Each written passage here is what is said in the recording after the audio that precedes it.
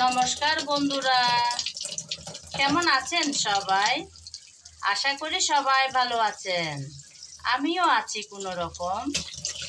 প্রতিদিনের মতন আজকেও চলে আসলাম আমার বন্ধুদের মাঝে নতুন একটা রেসিপি সঙ্গে নিয়ে। আজকে বানাবো কই মাছের রেসিপি। মাছ আমি বাজার থেকে কেটে এনেছি। আপনারা হয়তো সবাই জানেন, যারা রান্না বান্না করেন, কই মাছ কিন্তু কাটতে ভীষণ কষ্ট। তাই আমি বাজার থেকে একেবারে কেটে নিয়ে আসছি। এখন ভালোভাবে একটু পরিষ্কার করে ধুয়ে নিলেই রেডি হয়ে যাবে। তারপর আমি রেসিপিতে চলে যাব। বন্ধুরা, কই মাছ আমি ভালোভাবে পরিষ্কার করে ধুয়ে নিলাম। মাছ রান্না করার আগে ভেজে নেব। তাই এখন আমি পরিমাণ মতো লবণ আর হলুদ দিয়ে ভালোভাবে মেখে নেব। আমি তো লবণ আর হলুদ দিচ্ছি, আপনারা চাইলে মরিচও দিতে পারেন। আমি কিন্তু মরিচ দেব না, শুধু লবণ আর হলুদ দিয়ে ভালোভাবে মেখে নেব।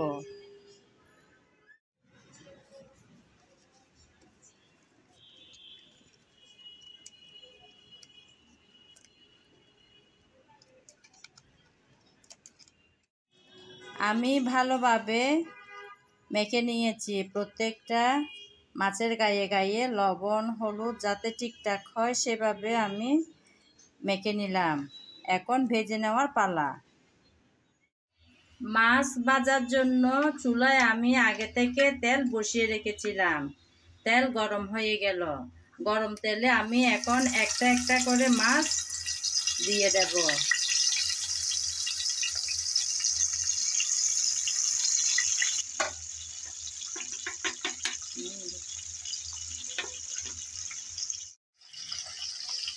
একটা একটা করে সবগুলো মাছ আমি দিয়ে দিলাম। এখন অপেক্ষা করব যাতে একটা সাইড ভালোভাবে ভাজা হয়।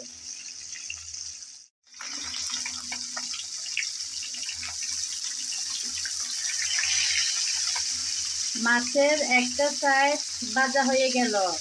আমি এখন আরেকটা সাইড উল্টিয়ে দিচ্ছি।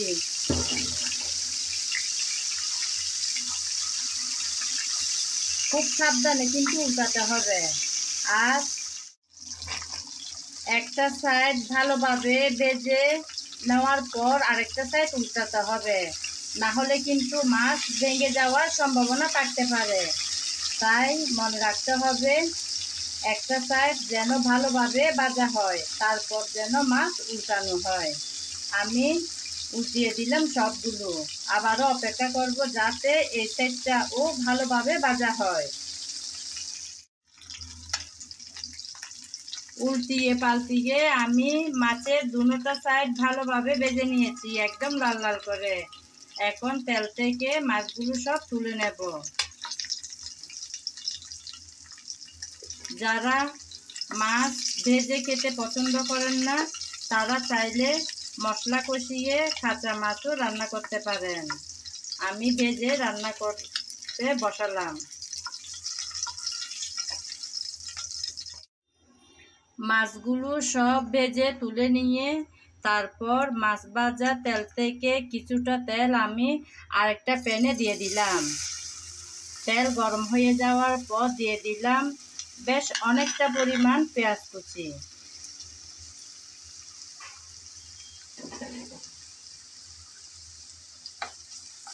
পেঁয়াজ কুচি আমি নেড়ে চেড়ে হালকা ব্রাউন কালার করে ভেজে নেব।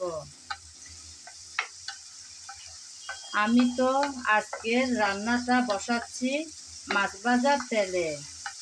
এভাবে যদি কারো ভালো না লেগে থাকে তাহলে আপনারা চাইলে আবার নতুন করে তেল বসিয়ে এই রান্নাটা বসাতে পারেন।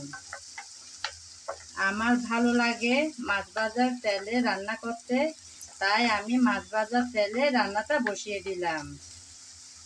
নেড়ে চেড়ে আমি কিছুক্ষণ পেঁয়াজটাকে হালকা ব্রাউন করে ভেজে নিয়েছি। এখন দিয়ে দিচ্ছি আদা বাটা আর রসুন বাটা। আদা রসুন পেঁয়াজ আবারও একটু নেড়ে চেড়ে ভেজে নেব যাতে কাঁচা গন্ধটা চলে যায়।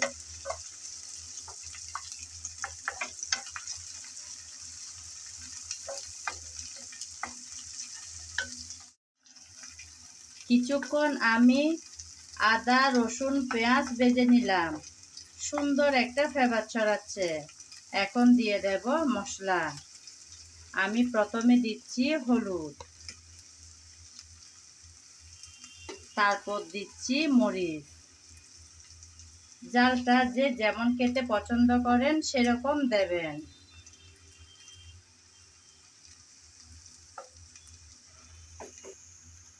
তারপর দিচ্ছি জিরা, ধনিয়া, গরম মশলা সব একসাথে গুঁড়ো করা পাউডার।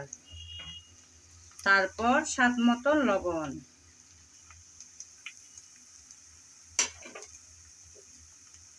এখন সব একসাথে ভালোভাবে নেড়েচেড়ে কষিয়ে নিতে হবে। মশলা যাতে পুড়ে না যায়, সামান্য পানি দিয়ে দেব।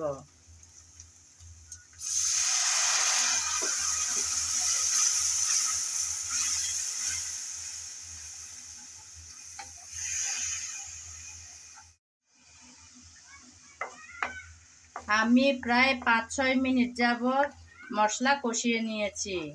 মশলা থেকে তেল আলাদা হয়ে গেল। এতেই বোঝা যাচ্ছে মশলা ভালোভাবে কষানো হয়ে গেল। এখন দিয়ে দেব টমেটো।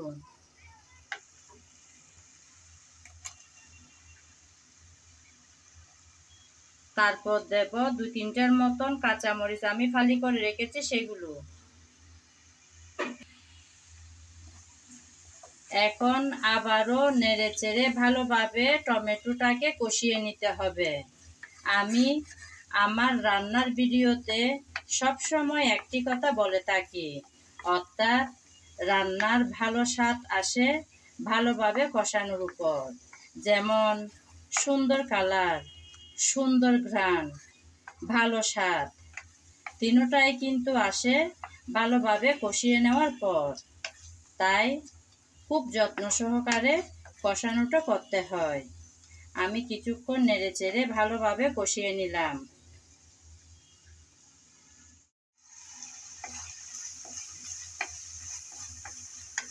কিছুক্ষণ পর এসে আমি আবারও একটু নেড়েচেড়ে ভালোভাবে কষিয়ে নিচ্ছি।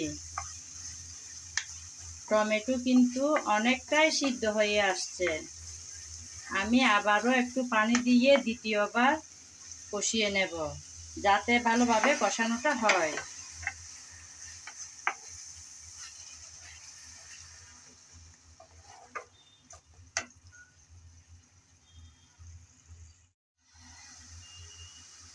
আমি দ্বিতীয়বার পানি দিয়ে ভালোভাবে কষিয়ে নিয়েছি। আর কিন্তু কষাতে হবে না মশলা। এখন দিয়ে দেব ভেজে রাখা মাছগুলো।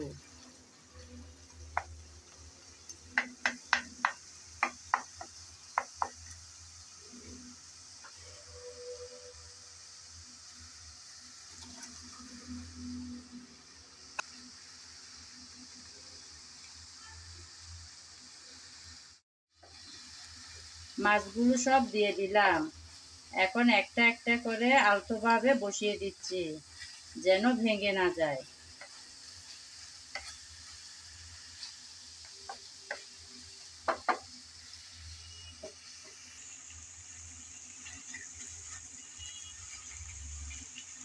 একটু শুরুতেই উল্টিয়ে পাল্টিয়ে দিচ্ছি। মাছ রান্নার সময় কিন্তু সারাক্ষণ নাড়াচাড়া করলে মাছ ভেঙে যায়। তাই শুরুতে কষানোর সময় একটু উল্টিয়ে পাল্টিয়ে দিলে মাছ ভেঙে যাওয়ার সম্ভাবনা কম থাকে। তাই আমি এখন উল্টিয়ে দিলাম।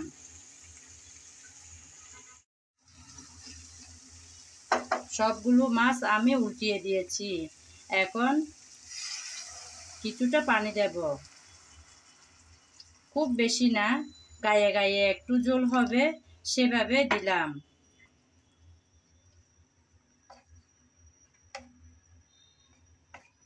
এখন ঢাকনা দিয়ে প্রায় 8-10 মিনিটের মতন রান্না করে নেব।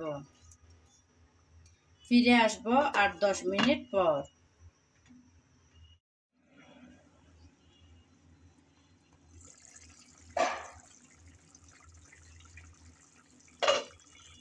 ঢাকনা দিয়ে আমি প্রায় 10-12 মিনিটের মতন রান্না করে নিয়েছি।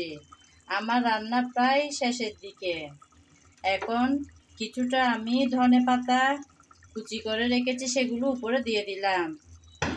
ধনেপাতা কুচি দিয়ে আবারও 4-5 মিনিটের মতন চুলাটা ছোট করে দিয়ে বসিয়ে রাখবো চুলার উপর। ঢাকনাটা দিয়ে দিলাম। ফিরে আসবো 4-5 মিনিট পর।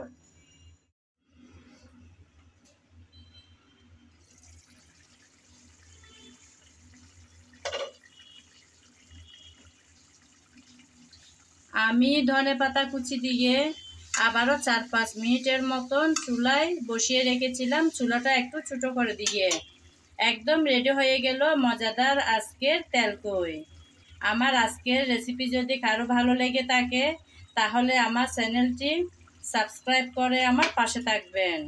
আর যদি ফেসবুক পেজে দেখে থাকেন তাহলে আমার পেজটি ফলো করে দেওয়ার অনুরোধ রইল। আজ এ পর্যন্ত। সবাই ভালো থাকবেন। নমস্কার। আগামী ভিডিও দেখার আমন্ত্রণ জানিয়ে আজ এখানেই বিদায় নিলাম।